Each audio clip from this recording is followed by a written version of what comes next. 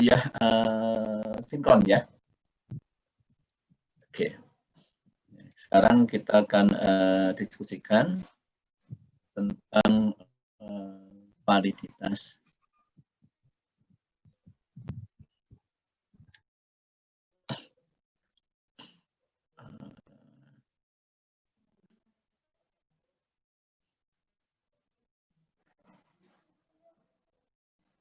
Bisa dilihat nih?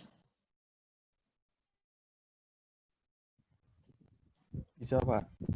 Oke. Kita akan bahas tentang validitas konstruk dan kriteria.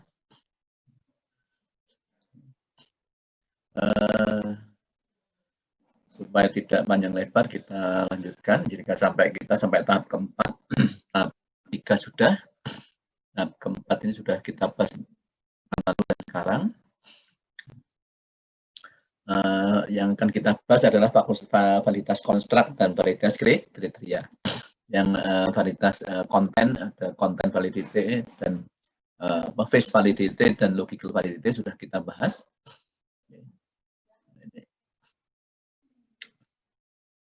Bertujuan untuk mengetahui apakah konstruksi teoretik dari yang direfleksikan oleh skor hasil suatu alat. Jadi gini, kalau validitas konten itu adalah evaluasinya berdasarkan logika, berdasarkan rasional.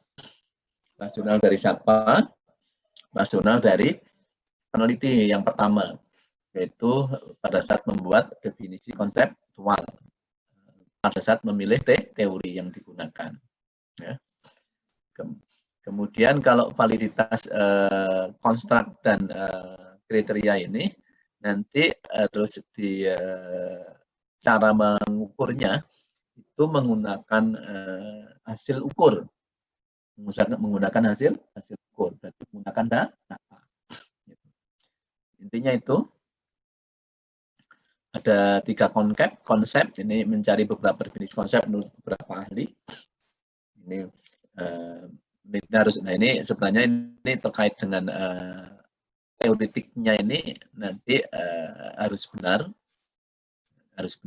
Kemudian kalau sudah benar nanti bagaimana hasil ukurnya. Nah ini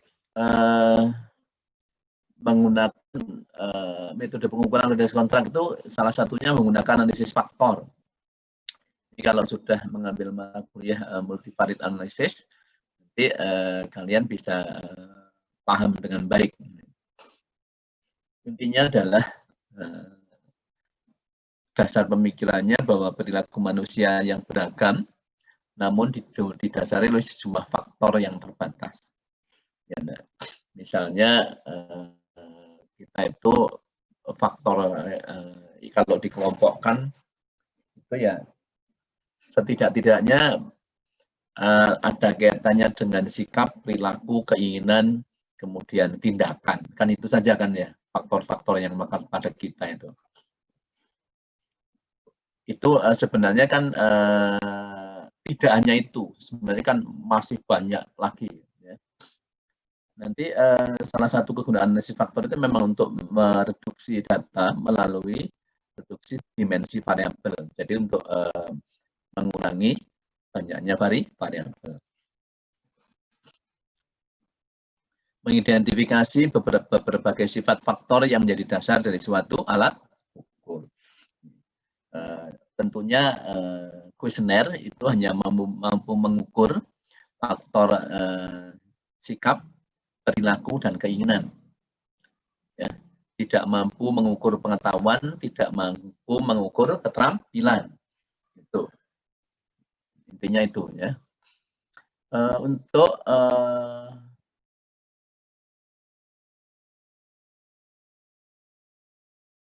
suara saya masih bisa didengar? Masih ya? Masih, Pak. Bisa, Pak. Terima kasih. Ya. Jadi untuk melaksanakan fungsi ini tadi dapat ditempuh dua cara. Jadi sebenarnya gini, untuk memeriksa apakah kuesioner kita itu valid atau tidak, apakah item-item butir-butir pada kuesioner kita itu valid atau tidak, itu ada dua cara. Yang pertama adalah kriteria di dalam kuesioner itu sendiri. Yang kedua adalah kriteria dari luar kuesioner. Dari luar kuesioner yang kita buat. Yang pertama adalah kriteria dari dalam kuesioner yang kita buat itu sendiri.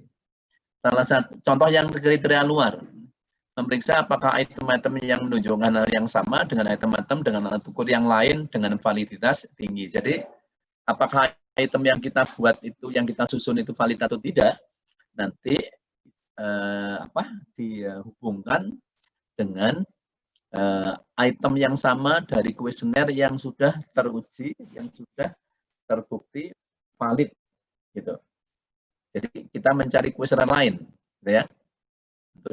Tapi kalau yang cara yang pertama ini untuk memeriksa apakah item-item kita itu valid atau tidak, itu nanti dihubungkan dengan total skor. Jadi kalau butir, kita membuat kuesioner ada 5 butir, maka 5 butir itu dijumlah menjadi total, dan dihubungkan.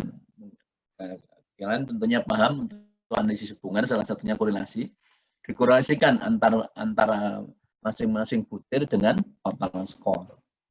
Gitu ya. Ini berarti kriteria dari dalam kuesioner. Campbell dan Fish ini mengusulkan ada validitas konvergen, ada validitas diskriminan. Ini sebenarnya kedua-duanya masuk kategori yang kriteria luar.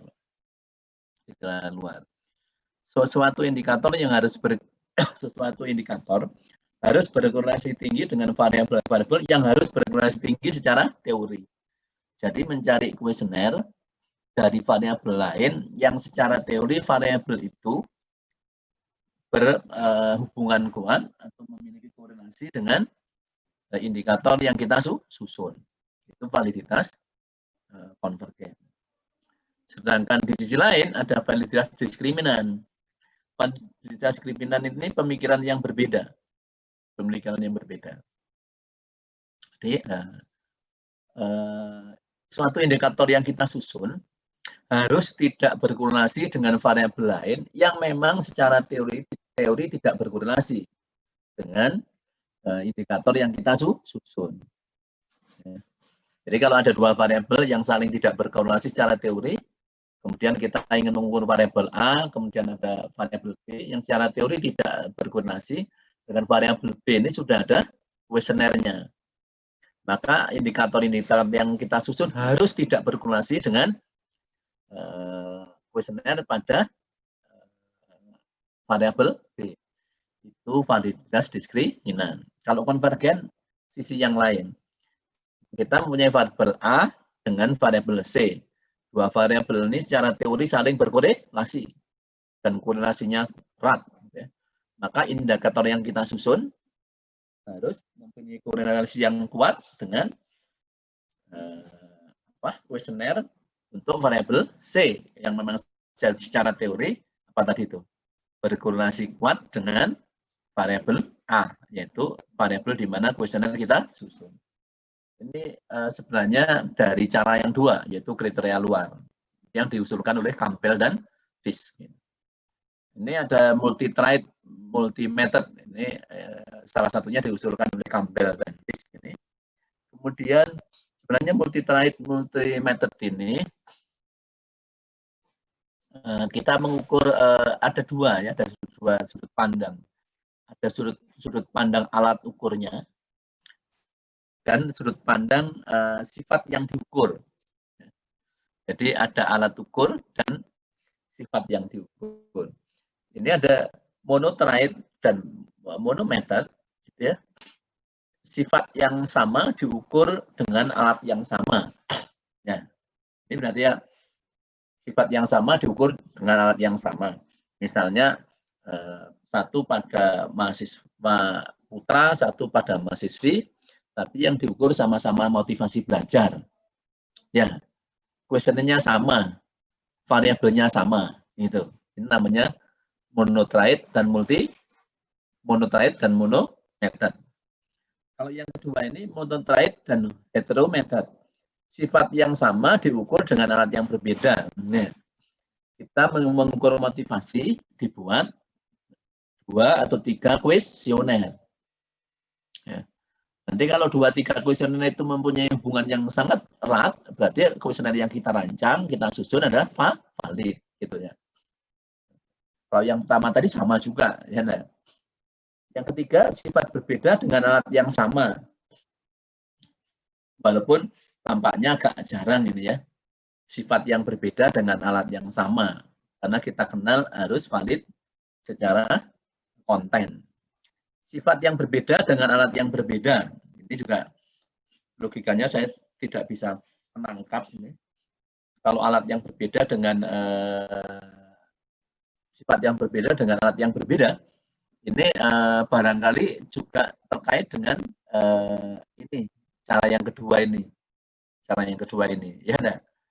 Ini kan bisa alat yang sama, sifat yang berbeda dengan alat berbeda. Bisa konvergen maupun diskriminan. Ya, seperti itu ininya. Kemudian validitas kriteria. Ini tadi adalah validitas konstruk. Validitas kriteria. Sebenarnya tadi validitas kriteria sudah kita bahas gitu. Tapi ini kita coba sedikit diskusikan. Validitas kriteria itu setidak-tidaknya kalau ini sekalian bisa baca sedikit, tapi saya ingin menyampaikan ada 3 sebenarnya. Yang pertama adalah validitas prediktif.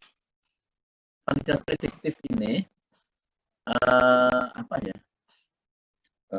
Secara tataran teori bisa dipahami, tapi untuk melaksanakannya sangat sulit. Untuk melaksanakannya sangat sulit. Saya beri contoh validitas validitas saya sambil presensi validitas prediktif ini. Misalnya gini, kita ingin membuat kuesioner tentang misalnya motivasi belajar calon mahasiswa. Jadi dia masih di SMA, mahasiswa SMA kelas 3. Apa benar nanti pada saat kuliah motivasi belajarnya tinggi? Pada saat SMA itu kelas 3 itu kita ukur dengan kuesioner kita motivasi belajarnya tinggi. Dan nanti apa benar waktu kuliah juga motivasi belajarnya tinggi?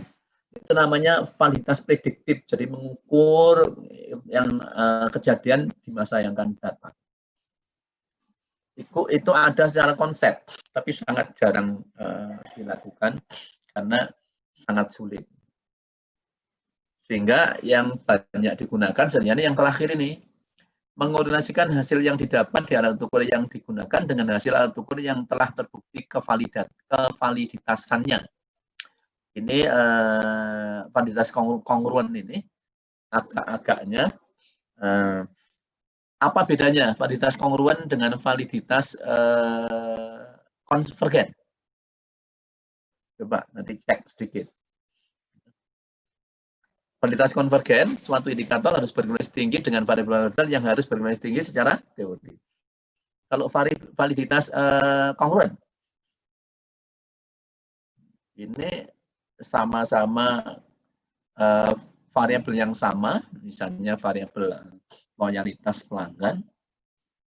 Nah, kita merancang kuesioner variabel loyalitas pelanggan, terus kemudian kita mencari kuesioner yang sudah ada sebelumnya, yang dirancang oleh penelitian lain, yang mana kuesioner itu sudah terbukti valid dan reliable.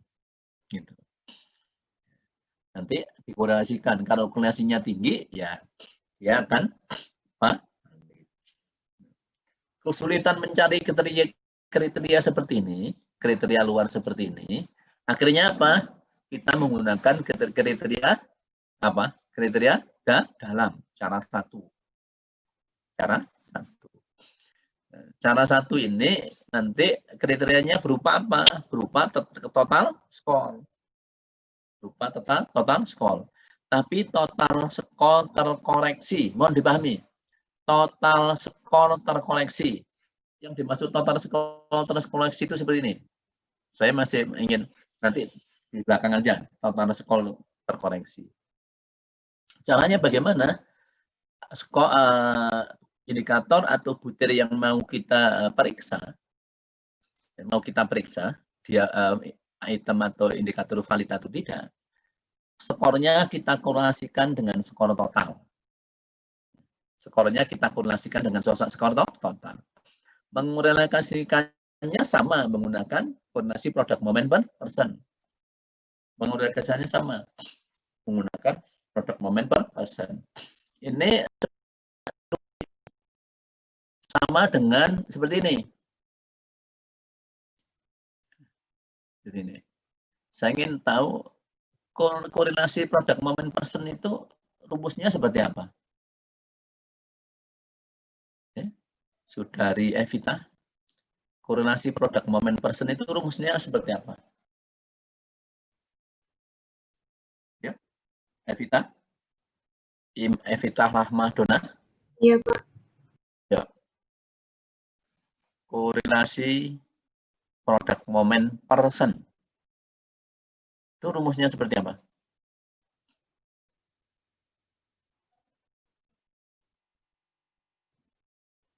Ada yang lain yang bisa bantu? Ayo. Ini kalau tidak ada yang bisa, mau jadi sarjana statistika kan sangat memalukan. Ayo, siapa yang tahu? Rumus korelasi produk momen persen tidak usah ditulis, sebutkan saja. Sama dengan apa? R kecil sama dengan apa? Sama dengan apa? Nggak tahu. Nggak tahu semua. Raihan, Masyal, Haidar. Silakan. Baik, Pak. Untuk rumus produk momen Pearson itu korelasi R. XY, R kecil XY sama dengan N sigma XY dikurangi sigma XY dikali sigma X dikali sigma Y per akar N dikali sigma X kuadrat dikurangi sigma X dikuadratkan terus dikalikan dengan N sigma Y kuadrat terus dikurangi dengan sigma Y dikuadratkan dalam kurung dikuadratkan. Kalau kamu bisa nggak nyebut yang atas itu apa, yang bawah itu apa?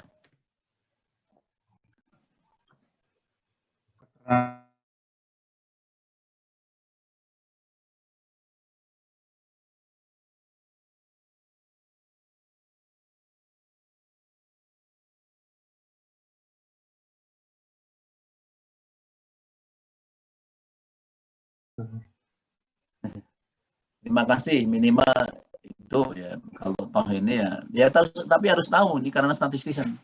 Maris Yukla, silahkan.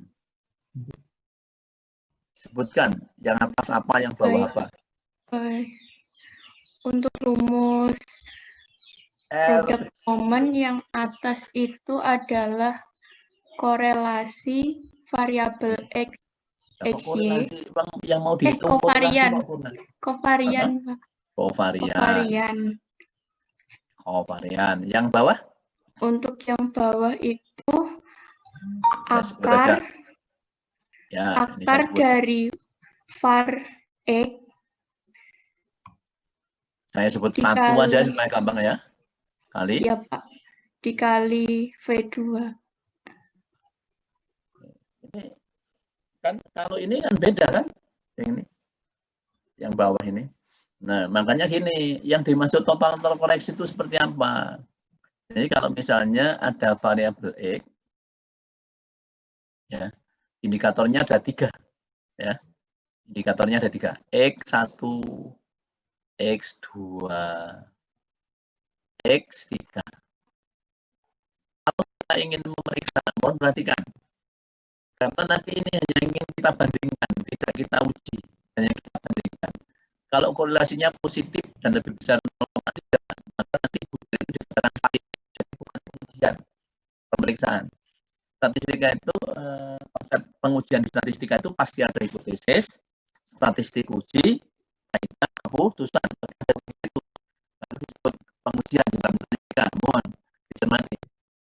Kalau cuma membandingkan seperti ini, ada kriteria seperti ini namanya pemeriksaan, ya, investigation bukan testing. Kalau testing di statistika itu pasti ada hipotesis, statistik uji, dan kaidah keputusan. Ya. Nanti makanya namanya kita itu namanya pemeriksaan validitas. Jadi yang dimaksud dengan total terkoreksi, ya, total terkoreksi, kita akan memeriksa apakah butir satu ini valid atau tidak. Caranya kita akan membangun total terkoreksi, yaitu X1 ditambah X2 ditambah X3. Ini. Jadi kita korelasikan antara X1 dengan X2 ditambah X3. Yang namanya koreksi itu total yang tidak menunjukkan atau butir yang mau kita periksa. Coba nanti kalian kalau ujian saya tanya, apakah rumus yang kovarian ini, itu satunya ini adalah X1, duanya ini adalah total ini. Ya enggak? Gitu. Nah, itu apakah sama dengan rumus ini?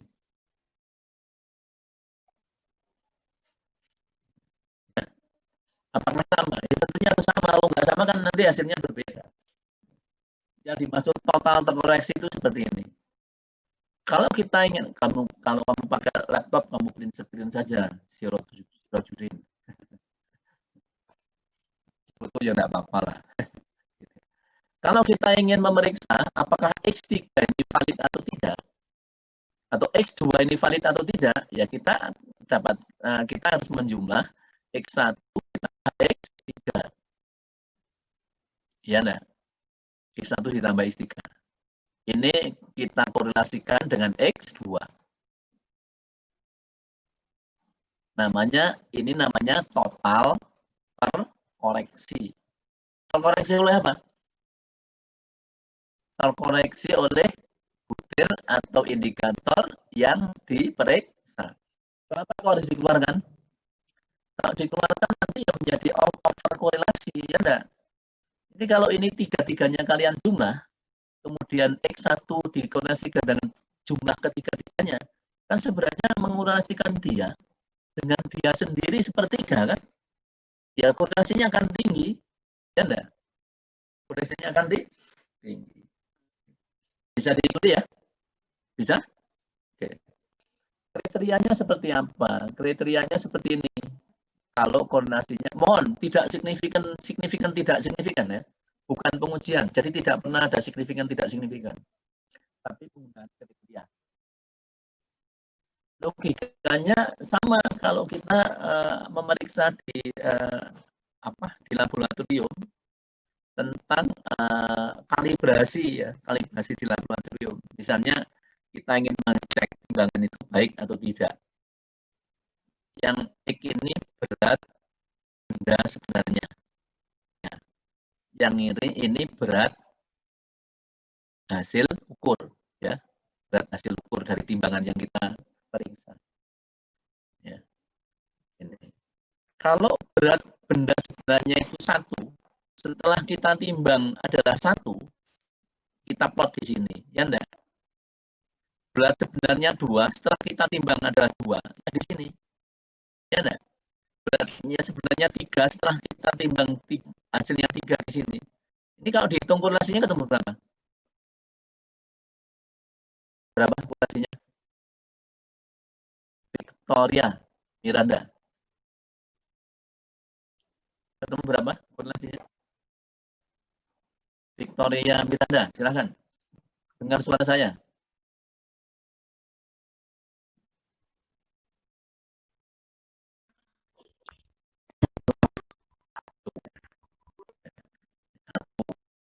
Kalau itu namanya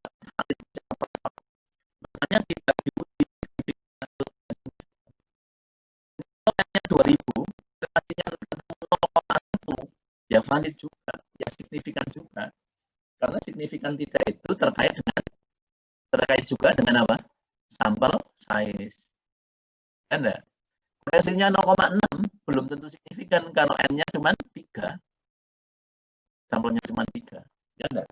Makanya tidak ada pengujian, hanya pemeriksaan. Nah, nanti jika tidak valid, seperti apa? Ya pernyataan atau butir tersebut dibuang. Hitung kembali, ulangi lagi. Sampai semua valid. Itu kira-kira sederhana seperti itu. Nanti yang lain-lain ini bisa kalian baca. Nah ini jadi bukan pengujian, tapi pemeriksaan. Mohon pegang. Ya. Pengujian itu selalu ada hipotesis, kemudian ada statistik uji, dan ada kaidah keputusan. Kalau ini kan enggak.